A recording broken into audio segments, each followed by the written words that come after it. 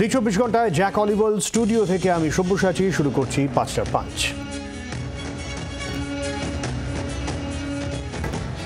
আর ফের পথে চাকরিহারারা। আবারও বিকাশ ভবন অভিযানের ধুন্ধুমার ছবি দেখলাম আমরা, যেখানে চাকরিহারাদের একাংশ তারা বিকাশ ভবনে গেলেন, পুলিশের ব্যারিকেড ভাঙলেন। সব্যসাচী দত্তের ভূমিকা দেখলাম আমরা, যেখানে তিনি বিতর্কে তর্কে জড়িয়ে পড়লেন, হুমকি হুঁশিয়ারিও শোনা গেল তার কাছ থেকে, এবং তাকেও ধাক্কাধাক্কি করার ছবিও সামনে এলো। বিকাশ ভবনের ভেতরে অবস্থান চাকরি প্রার্থীদের তরফ থেকে স্পষ্ট বলা হচ্ছে যে যতক্ষণ না পর্যন্ত তাদের চাকরি হবে ততক্ষণ পর্যন্ত তারা অবস্থান চালিয়ে যাবেন। এই ছবি আমরা আগেও দেখেছিলাম, যেখানে মুখ্যমন্ত্রী মমতা বন্দ্যোপাধ্যায়কেও হস্তক্ষেপ করতে হয়েছিল। সেই ছবি আবারও বিকাশ ভবন।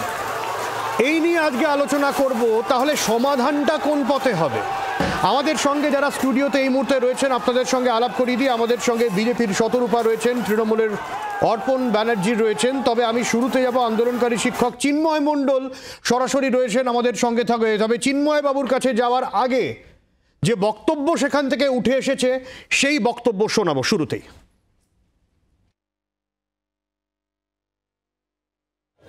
আমি এসেছিলাম আমার নিজের কাজে, ওরা আবেগবশত কাকে বলবে আমায় বলেছে, আমার তাতে কিচ্ছু নয়। আমরা শিক্ষকদের তরফ থেকে কি বক্তব্য এসছে সেই বক্তব্য শোনানোর চেষ্টা আপনাদের করব। তবে তার আগে আমি চিন্ময় বাবুর কাছে যাব। চিন্ময় বাবু, ওখান থেকে এই রকম বক্তব্য এসছে, আমি সেই বক্তব্য পরে শোনাবো, যে আপনারা পরীক্ষা দেবেন না, পরীক্ষা দিতে হলে রাজনৈতিক দলের নেতারাও দিন, তারাও মন্ত্রী শান্তি হয়েছেন মানুষের ভোটে। চিন্ময়বাবু, সুপ্রিম কোর্টকে অবমাননা করছেন আপনারা। আদালত তো বলে দিয়েছে পরীক্ষা দিতেই হবে, আর কোনো অপশন নেই।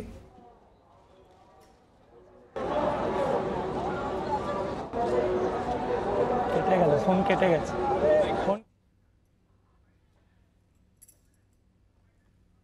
চিন্ময়বাবু শোনা যাচ্ছে? না, ফোন কেটে গেছে। আমি চিন্ময়বাবুর কাছে যাওয়ার আগে যে বক্তব্যটা আপনাদের শোনানোর চেষ্টা করেছিলাম সেই বক্তব্য শোনাবো। একটা বিষয় স্পষ্টভাবে জানিয়ে দিতে যাচ্ছি যে দীর্ঘ 7 বছর ধরে আমরা চাকরি করছি, আমাদের বিরুদ্ধে কোনো রকম অভিযোগ নেই, এবং তারপরেও আমাদের যে চাকরিটা গেল সেখানে আমাদের মূল দায়ী স্কুল সার্ভিস কমিশন এবং রাজ্য সরকার। তাই এই চাকরির জন্য আমরা দ্বিতীয়বার কোনো পরীক্ষা দেব না, এটা আমাদের স্পষ্ট ডিক্লারেশন।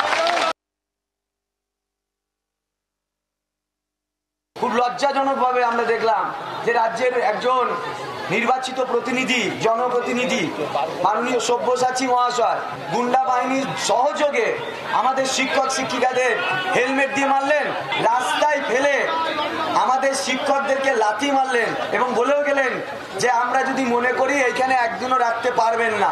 উনিও কি কারো কাছে টাকা নিয়ে চাকরি দিয়েছেন? যে কারণে উনি প্রোটেকশন দিতে এসছেন, এখানে তাড়ানোর জন্য এসছেন। তাই আমরা তার শাস্তির দাবি করি। আমরা এখনো চিন্ময়বাবুর সঙ্গে যোগাযোগ করতে পারিনি, বোধহয় ফোনে যোগাযোগের সমস্যা হচ্ছে। আমি এই জায়গা থেকেই শতরূপাদির কাছে আমি সব্যসাচীর প্রসঙ্গটা পরে আসছি। শতরূপাদি, যে বিষয়টা ওনাদের তরফ থেকে বলা হচ্ছে যে যতক্ষণ না আমি চাকরি হবে আমরা উঠবো না এবং আমরা পরীক্ষা দেব না, এটা সম্ভব কিভাবে? দেখো, চাকরি প্রার্থীরা এখন মানসিক অবস্থাটা একটু বুঝতে হবে। এরকম ইনসেনসিটিভভাবে ব্যবহার করার থেকে ওদের সঙ্গে এটা অনেক আগে সূত্রপাত যেটা হয়েছিল, তখন থেকে যদি একটু সেন্সিটিভলি রাজ্য সরকার যদি এটাকে হ্যান্ডেল করতো, আমার মনে হয় না এত দূর গড়াতো বলে।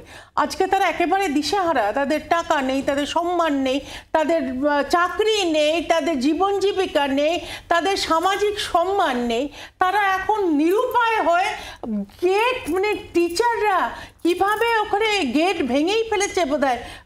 আর ওদের বক্তব্য যে ওরা পরীক্ষা দেবে না, সেটা আমি তোমার কথা 100% মেনে নিলাম যে সুপ্রিম কোর্টের ওপর তুমি আমি কোনো পার্টি কোনো ইন্ডিভিজুয়াল নয়।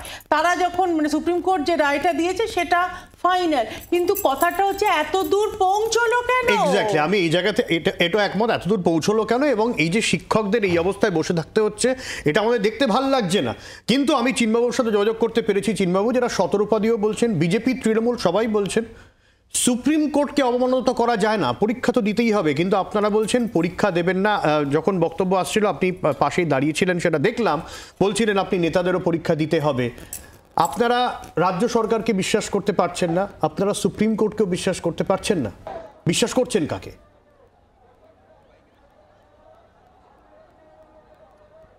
দেখুন, প্রথমত বলে রাখি যে পরীক্ষা দেব না, কারণটা হচ্ছে যে চাকরি আমরা যোগ্যতা আর মেধার নিরিখে পেয়েছি, সুপ্রিম কোর্টের জাজমেন্টেও একবারও কোথাও এটা বলা নেই যে আমার চাকরিটা আমার এই দোষের জন্য কেড়ে নেওয়া হবে।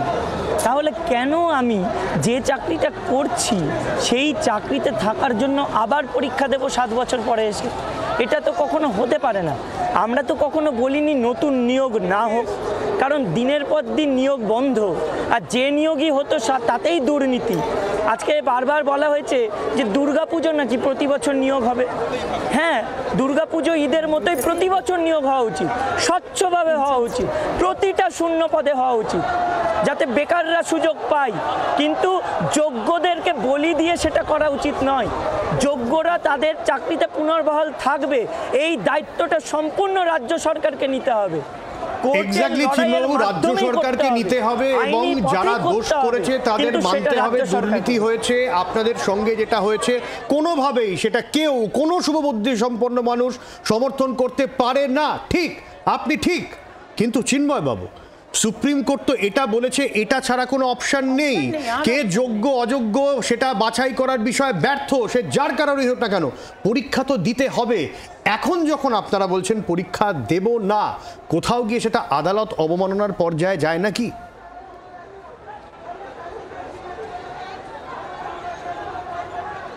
দেখুন, পরীক্ষার নোটিফিকেশান দিতে বলেছে 31শে মের মধ্যে, না হলে বলেছে ইন্টারিম রিলিফ যেটা দেওয়া হয়েছে কন্টিনিউয়েশন করার, সেটা বন্ধ হয়ে যাবে এবং হয়তো কিছু জরিমানা রাজ্য সরকারের হবে।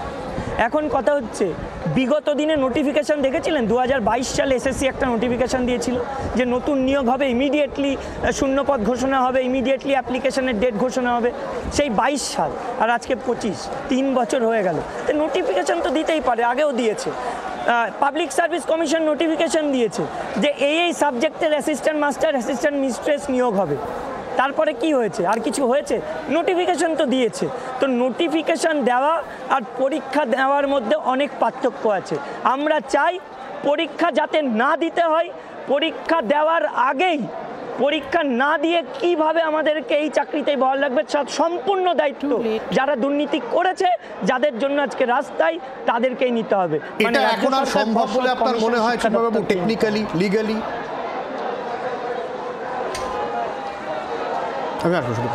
অবশ্যই সম্ভব, কারণ দেখুন রিভিউ আছে, রিভিউ এর পরে কিউরেটিভও আছে। আমরা চাই সঠিক তথ্য দিয়ে কোর্টকে যোগ্য অযোগ্য সার্টিফাইড লিস্ট দেওয়া হোক এবং আইনি পদক্ষেপ মেনে ইমিডিয়েটলি কিভাবে ওই ওএমআরগুলোকে দরকার হলে সিএফএসএল রিপোর্ট করানো হোক এবং তার রিপোর্টের ভিত্তিতে হোক বা ওএমআর দিয়ে হোক আমাদের প্যানেলটা করানোর দাবি রাখা হোক। এসএসসিও দিতে ব্যর্থ, আর করা যাবে না বলেই তো এই পর্যায়ে আদালতকে সিদ্ধান্ত নিতে হলো। রাজ্য সরকারকে দায়িত্ব নিয়ে কোর্টের লড়াইয়ের মাধ্যমে রিভিউটাকে অ্যাকসেপ্ট করাতে হবে, এটা তাদেরই দায়িত্ব।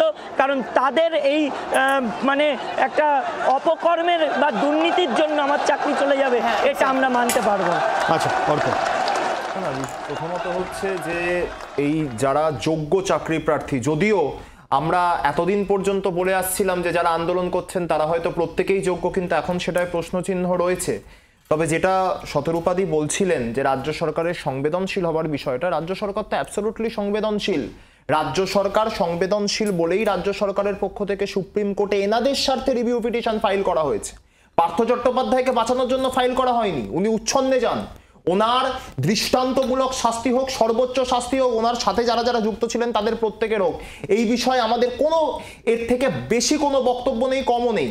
কিন্তু বিষয়টা হচ্ছে রাজ্য সরকারের পক্ষ থেকে যখন অভিষেক মনু সিংভি, কপিল সিব্বাল, প্রশান্ত ভূষণ এবং কল্যাণ বন্দ্যোপাধ্যায়ের মতো আইনজীবীদেরকে সুপ্রিম কোর্টে দাঁড় করানো হচ্ছে এনাদের স্বার্থে, অন্য কোনো তৃণমূল কংগ্রেসের নেতা কিংবা সরকারের স্বার্থে নয়, এই চাকরি হারা, চাকরি প্রার্থী তো নয়, চাকরি যারা হারিয়েছেন তাদের স্বার্থে রিভিউ পিটিশন রাজ্য সরকার ফাইল করেছে। মাননীয় মুখ্যমন্ত্রী বারংবার বলেছেন ভরসা রাখুন, সুপ্রিম কোর্ট কিন্তু রাজ্য সরকারের রিভিউ পিটিশনের ভিত্তিতেই 31শে ডিসেম্বর পর্যন্ত ওনাদেরকে বহাল রেখেছেন। ওনারা যদি সত্যি যোগ্য হবেন তাহলে ওনারা 31শে ডিসেম্বর পর্যন্ত তো সুপ্রিম কোর্টের নির্দেশানুসারে বহাল আছেন। কেন ওনারা ওনাদের স্কুলে যাচ্ছেন না? ওনারা কেন এখানে একটা এই ধরনের আন্দোলন, আমরা তো বিগত দিনে আন্দোলন দেখেছি। প্রথম যেদিন এই চাকরিহারা শিক্ষক শিক্ষিকারা যারা আন্দোলনরত তারা প্রথম যেদিন ডিআই অফিস অভিযান করলেন, আমরা দেখেছি পুলিশকে ধাক্কাধাক্কি করতে, পুলিশকে আঘাত করতে। আমার কাছে ভিডিও আছে যেখানে এনাদের পক্ষ থেকে বলা হয়েছে পেট্রোল এনে জ্বালিয়ে দাও ডিআই অফিস। আমরা পরবর্তীকালে যখন বিকাশ ভবনে এনারা আন্দোলন শুরু করলেন, আমরা এনাদের প্রতিনিধিদেরকে দেখেছি বলতে যে এসএসসি চেয়ারম্যানকে বেরোতে দেবো না এবং বেরোলে এসএসসি চেয়ারম্যানকে খুন হতে হবে। আমার কাছে ভিডিও আছে, আপনি যদি বলেন আমি প্রমাণ দিয়ে দিতে পারি। স্বাভাবিকভাবেই ডিআই অফিসে যখন যোগ্যদের তালিকা, অর্থাৎ কারা কারা 31শে ডিসেম্বর পর্যন্ত বহাল থাকবেন তাদের তালিকা যখন দেয়া হচ্ছে, আমরা সংবাদ মাধ্যম সূত্রে জানতে পারছি যে তার মধ্যে এমন অনেকেই নেই যারা এখানে আন্দোলন করছেন। ফলে যারা আন্দোলন করছেন তারা কি সত্যিই যোগ্য, নাকি তারা সেই দাগিদের তালিকায় পড়ছেন যাদের কোনোভাবেই বহাল করা যাবে না? এটা কিন্তু প্রশ্নচিহ্নের মুখে। আচ্ছা, আমি শত্রুদের কাছে আসার আগে একটু আরেকবার আমি চিন্ময়বাবুর কাছে যাব। চিন্ময়বাবু, তৃণমূলের তরফ থেকে যেটা বলা হচ্ছে যে আপনারা তো মাইনে পাচ্ছেন, তার সত্ত্বেও কেন আপনারা স্কুলে না গিয়ে আন্দোলন করছেন, যেখানে সরকার একটা আইনি প্রক্রিয়ার মধ্যে রয়েছে, আপনাদের পাশে দাঁড়িয়েছে বলে তৃণমূল কংগ্রেসের দাবি। কি বলবো? মানে বেসিক্যালি আমি আসবো শত্রুদ, আমি আসবো চিন্ময় মাইনে করার চাকর হিসেবে ট্রিট করছে তো এদের। চাকর কেন? দেখুন, সুপ্রিম কোর্টের রায় আছে তো। বলি, এই ভরসার জায়গা, এই যে স্বস্তিতে থাকার জায়গা, এই জায়গাটা নেই। কারণ দিনের পর দিন, আজকে জানেন কি, যে যখন এই নিয়োগটা পেতে হয়েছিল তখনও এরা কিন্তু কাউন্সিলিংটা স্বেচ্ছাই করতে চায়নি। প্রতিটা কাউন্সিলিং আমাদের রাস্তায় আন্দোলন করিয়ে করিয়ে করাতে হয়েছিল। তাহলে কাদের ওপর ভরসা রাখতে বলছেন? আর তাদেরই যখন চাকরিটা পেলাম, সে আন্দোলন করে চাকরি পেয়েছি, আন্দোলন করে স্যালারি পেয়েছি, আন্দোলন করে অ্যাপ্রুভাল পেয়েছি, আন্দোলন করে পিভিআর মেডিকেল করাতে হয়েছে। আর আজকে চাকরিও চলে গেল, আবার আন্দোলনে এসেছি। চাকরি যদি থেকেও যায়, ওই রিটায়ারমেন্ট অবধি আন্দোলন করে যেতে হবে, পেনশনের জন্য আন্দোলন করতে হবে। এটা কি চলছে? এটা কি শিক্ষা ব্যবস্থা চলছে একটা রাজ্যের? এখানে তো হস্তক্ষেপ করা উচিত ইমিডিয়েটলি। রাজ্যের শিক্ষা ব্যবস্থা ধসে পড়ছে। আজকে কাদের উপর ভরসাটা করব? অবশ্যই আমরা জানি রিভিউয়ে যাওয়া হয়েছে, কিন্তু রিভিউয়ে যাওয়ার আগে বলা হয়েছিল একটা আলোচনা হবে, পদক্ষেপ কি কি নেওয়া হবে, কিভাবে নেওয়া হবে, আমরা কিছুই জানি না, পুরোটাই অন্ধকারে রাখা। এখন আমরা মনে করি মুখ্যমন্ত্রীর এখানে এসে সামনাসামনি আলোচনা, কিসের আলোচনা? আলোচনা শুধু এটুকু হয়েছিল, শিক্ষা দপ্তরেও আলোচনা করেছিলাম আমরা শিক্ষামন্ত্রীর সাথে। আমরা দেখবে নাকি বললো যোগ্যরা আগে, তারপরে অযোগ্যরা। আপনাদেরই একাংশ মুখ্যমন্ত্রীর উপর এখনো ভরসা রাখছে। ভেতরে খোঁজ নিন, একদম খোলাখুলি আপনাদেরই লোক আছে যারা আপনাদের চাকরি হোক সেটা চাইছে না। আপনাদের সঙ্গে পাশে বসে যারা আন্দোলন করছে তারাই তৃণমূলের লোকজন এবং তারাই অযোগ্য। দুর্নীতি যারা করেছে প্রমাণিত অযোগ্য, তাদের পাশেও তিনি দাঁড়াবেন। এটা কখনো হতে পারে না। যোগ্য অযোগ্যকে একসঙ্গে মিশিয়ে দেওয়া যাচ্ছে না, একসঙ্গে মিশিয়ে দেওয়া যায় না। এক চাল আর কাকর একসঙ্গে মিশিয়ে দেওয়া যাবে না। রাজ্যের প্রশাসনিক প্রধান হয়ে তিনি কথা বলতে পারেন না। এটা দুর্নীতি থেকে প্রশ্রয় দেওয়া বোঝায়। আমরা এটা মানি না। যোগ্যদেরকে আলাদা করে কিভাবে শুধু যোগ্যদেরকে বাঁচানো যাবে এই কথা ভাবতে হবে। একদম। দেখো সব্যসাচী, প্রথম থেকে একটু শুরু করি। আজকে আমার খুব খারাপ লাগছে, চিন্ময় বাবুর সঙ্গে তোমার সঙ্গে এখানেও শো করেছি, রাস্তায় বসে এই গরমের মধ্যে আন্দোলন করছে। এবং কিছুক্ষণ আগে, বোধহয় ঘন্টাখানে ঘন্টা দুয়েক আগে, সব্যসাচী যিনি সিন্ডিকেটের মহারাজ বলে আমরা একেবারে প্রমাণিত, তিনি এসে এবং এত অসভ্যতা করেছেন, দিস ইজ দ্য ওয়ার্ড, এত অসভ্যতা করেছে, ব্যক্তিগতভাবে আক্রমণ করেছে, তার টিপিক্যাল স্বভাবত অহংকারী আচরণ দেখিয়ে গেছে, কমপ্লিটলি ইনসেনসিটিভ। এবং শুধু তাই নয়, তার গুন্ডা বাহিনী এসে এরকম রাস্তায় ফেলে গড়াগড়ি খাইয়ে মারধর করেছে এই চাকরি প্রার্থীদের। আমি আরেকটু আসি, অর্পণ তো দেখেনি বোধহয়, টেলিভিশনে রাস্তায় ছিল বা অন্য কিছু করছিল আমি জানি না, ব্যস্ত ছিল, দেখেনি। এই যে নির্মমতা, এই যে দেখাচ্ছ তোমরা, এখানে পুলিশকে দেখাচ্ছ, একটু আগে সব্যসাচী, রাইট। এবং সব্যসাচীকে আমি একটু মনে করিয়ে দিতে চাই, সেই পেহেলগাঁওর যারা ফায়ার করেছিল তারা যেরকম বলেছিল মোদিকে বলে, একটু আগে বলেছে, আমি জানি না তোমাদের ক্যামেরা ধরেছে কিনা, বলেছে মোদিকে বলো, মোদির রিপোর্টার। এরপরে যদি কিছু হয় সেটার জন্য আই হোপ তৃণমূল প্রস্তুত আছে। কিন্তু আরেকটু সিরিয়াস নোটে আমি আছি, এই যে চাকরি প্রার্থীরা আজও কিসের আলোচনার জন্য আশায় বসে আছে আমি জানি না। যতদিন এই সরকার থাকবে ততদিন আমরা এরকম সাজানো গোজানো আলোচনা দেখব নেতাজি ইন্ডাস্ট্রিয়াল। না ঠিক আচ্ছা শতরূপদি, ধরো সরকার এই মুহূর্ত থেকে পাল্টে গেল, তোমাদের সরকার এলো, কি সলিউশন তোমার? না না, আমার আলাদা করে কি করে সলিউশন থাকবে? এক্স্যাক্টলি যেটা বলেছে আমি কি বলছি? এক্স্যাক্টলি শতরূপদি, যেটা আমাদের দিকে সলিউশন তো নেই, আমাদের দিকে আমি তোমাদের দিকে ঘোরাচ্ছি না। তুমি মন্তব্য করলে এই সরকার যতদিন থাকবে এরকম হবে, এটা নিয়ে রাজনৈতিক বিতর্ক হতে পারে।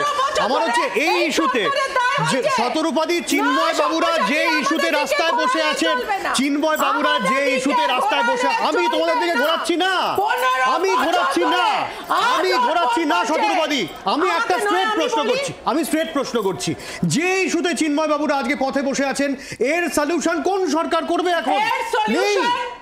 এর সলিউশন অর্পণের মতন পার্থ চ্যাটার্জির ঘাড়ে বন্দুক দিলেও হবে না। যখন পার্থ চ্যাটার্জি এই লুটটা করেছিল, যখন অ্যারেস্টেড হয়েছিল, তখন থেকে রাজ্য সরকার কেন ব্যবস্থা নেয়নি? রাজ্য সরকার কেন পার্থ চ্যাটার্জিকে দিয়ে রেজিগনেশন, জেল ফেল যা হয়েছে হয়েছে তাকে দিয়ে লিস্ট করার উচিত ছিল, ভাই কাকে কার কার কাছ থেকে টাকা নিয়েছো তাদের ইমিডিয়েটলি সরানো, দু তরফে, পার্টির তরফ থেকে এবং যারা চাকরি প্রার্থী ছিল। তখন থেকে আজ অবধি প্রত্যেকবার হাইকোর্ট, সুপ্রিম কোর্ট হন্যে হয়ে থকে গেছে তারা জিজ্ঞেস করতে করতে, এসএসসি ওএমআর শিট প্রডিউস করো, ওএমআর শিট প্রডিউস করো। তাহলে এখানে একটাই আমি যেটা বারবার বলছি, এই রাজ্য সরকারের যদি সদিচ্ছা না থাকে তাহলে কোনোভাবে এটাকে সর্ট আউট করা যাবে না। আর আমাদের দিকে ঘুরিয়ে লাভ নেই, তার কারণ যখন আমরা সরকারে আসবো 1 বছর পরে, তখন যদি আবার নতুন করে হয় প্রসেসটা তো একই থাকতে হবে, পরীক্ষা তো দিতেই হবে, পরীক্ষা তো দিতে হবে, সেইটা নিয়ে আমার কোনো দ্বিমত নেই। আমি বলছি আজকে এত দূর গড়াবে কেন? 15 বছর ধরে এই রাজ্য সরকার কনস্ট্যান্ট দেখিয়ে এসছে তাদের নির্মমতা, যেখানে মমতা সরকার চালাচ্ছেন কিন্তু এই নির্মমতা বিন্দু মাত্র ভাবেনি, সমস্ত সময় চোরেদের সাথ দিয়ে গেছে, কারণ চোরেদের রানী হচ্ছে মুখ্যমন্ত্রী নিজে। আচ্ছা, অর্থাৎ অর্পণ সব তরফেই একটাই অভিযোগ, শুধুমাত্র এই সরকারের, তুমি বলে দিতেই পারো যে এবিসি দুর্নীতি করেছে, বাকি যা আছে ডিই, আইজেকেএলইউ তারা সবাই সব, কিন্তু বিরোধীদের অভিযোগ, যারা আন্দোলনকারী তাদের অভিযোগ যে এই সরকারের সদিচ্ছার অভাবে আজকে এই পরিস্থিতি তৈরি হয়েছে। আমি প্রথমে বলি, আমি শতরূপদির বলার সময় একটা কথাও বলিনি, আঙুল তুলেছি। আমি বিশ্বাস করি যে শতরূপদি আমার অত্যন্ত শ্রদ্ধেয় মানুষ, তিনিও সেই সভ্যতা বজায় রাখবেন। আমি 2-3টে কথা যেগুলো উঠে এলো এই পুরো বিষয়টাতে, দেখুন, প্রথমত সব্যসাচী দত্তকে উনি আক্রমণ করলেন, কিন্তু এই গুন্ডা, যে ভাষাটা উনি বলেছেন আমি ওনাকেই কোট করছি, এই গুন্ডা, এই অহংকারী সব্যসাচী দত্ত, তার এই গুন্ডা বাহিনী সমেত 2021 সালের বিধানসভা নির্বাচনের প্রাক্কালে বিজেপিতে যোগদান করেছিলেন, বিধানসভায় বিধাননগরে প্রার্থীও হয়েছিলেন। নাম্বার 1। নাম্বার টু হচ্ছে সেই সময় সব্যসাচী বাবু ওনাদের সম্পদ ছিলেন। যাই হোক, আমি সেই বিতর্কে যাচ্ছি না, মানুষ সর্বস্ব জানেন। এখন এই উনি শেষ যে কথাটা বললেন, আমি সেটা বলতে বাধ্য হচ্ছে। উনি বললেন না চোরেদের রানী মমতা ব্যানার্জি। আমি বিজেপি মুখপাত্র শতরূপা দেবীর কথাকে ধরবো, নাকি আমি আরএসএস করা বিজেপির প্রাক্তন রাজ্য সভাপতি এবং প্রাক্তন সাংসদ দিলীপ ঘোষের বক্তব্যকে ধরবো, যিনি একটি প্রথম সারির সংবাদ মাধ্যমে গিয়ে বলে এসেছেন মমতা বন্দ্যোপাধ্যায়ের আঁচলের তলায় থেকে কেউ কেউ দুর্নীতি করেছে, কিন্তু মমতা বন্দ্যোপাধ্যায় আজও সৎ, মমতা বন্দ্যোপাধ্যায় আজও সৎভাবে রাজনীতিতে প্রতিষ্ঠিত। আমি দিলীপ বাবুর বক্তব্যকে ধরবো, নাকি আমি শতরূপা দেবীর বক্তব্যকে ধরবো? এই মুহূর্তে বিরোধীকে, মানে আপনাদের দলে দিলীপ ঘোষের কোনো জায়গা নেই, মানে আপনারা বলে দিচ্ছেন, আপনি বলছেন আপনাদের দলে দিলীপ ঘোষ ইনভ্যালিড, আপনি এটা স্বীকার করে নিচ্ছেন তো? তাহলে কেন দিলীপ ঘোষকে ধরবো না? দিলীপ ঘোষ বড় বিজেপি নেতা না শতরূপা দেবী বড় বিজেপি নেত্রী? দিলীপ ঘোষ বড় বিজেপি নেতা, দিলীপ ঘোষ বড় তৃণমূল বিরোধী না শতরূপা দেবী বড় তৃণমূল বিরোধী? আমরা কার কথাকে মান্যতা দেবো? আমরা কার কথাকে মান্যতা দেবো?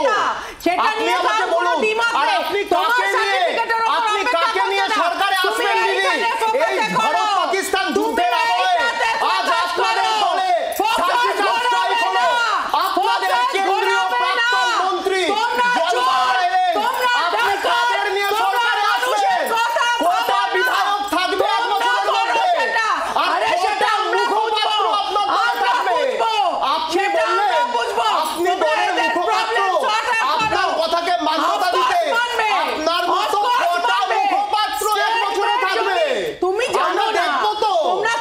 আচ্ছা আমার আমার আমার আমার সময় একদম শেষ, আমার সময় একদম শেষ, আমার সময় একদম শেষ, একদম শেষ।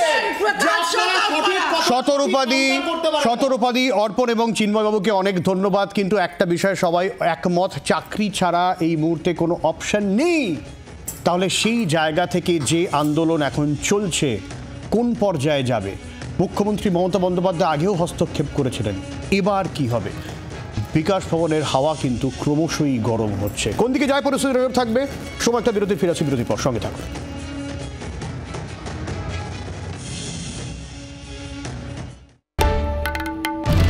বাংলার আওয়াজ, বাঙালির আবেগ, জি 24 ঘন্টা।